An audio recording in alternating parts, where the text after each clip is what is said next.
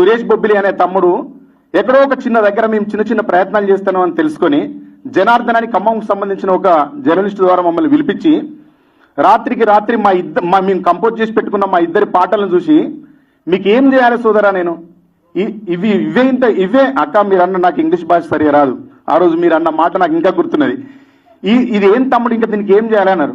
అక్క ఇది ఉత్త రఫ్ అక్క అంటే, రఫ్ కట్టే టూ మచ్ ఉన్నది తమ్ముడు, ఇంకా దీనికి ఏం చేయాలన్నది. రఫ్ కట్టే టూ మచ్ ఉన్నది, ఇంకా దీనికి ఏం చేయాలి అన్నది. చేయాల్సింది ఉందక్క అని చెప్పినాం.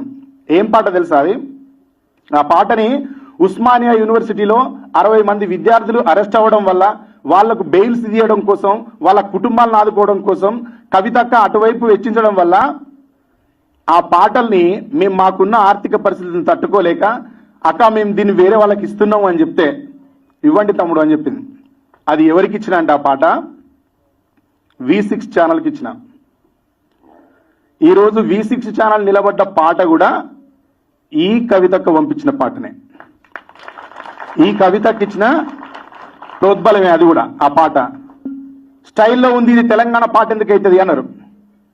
ఇది రెహమాన్ స్టైల్లో ఉంది, ఇది తెలంగాణ పాట ఎందుకు అవుతుంది అన్నారు. అన్నప్పుడు నేను అందరి దగ్గర తిరిగి విసిగిపోయిన తర్వాత టీ న్యూస్ లో, అప్పుడు రాజ్ న్యూస్ ఉండే, రాజ్ న్యూస్ లో ఒక సీడీ ఇచ్చిన. ఆ సీడీ జనార్దన్ అక్కకు వినిపిస్తే పిలిపించి మాట్లాడేటప్పుడు మాకు ఇంత సపోర్ట్ చేసింది.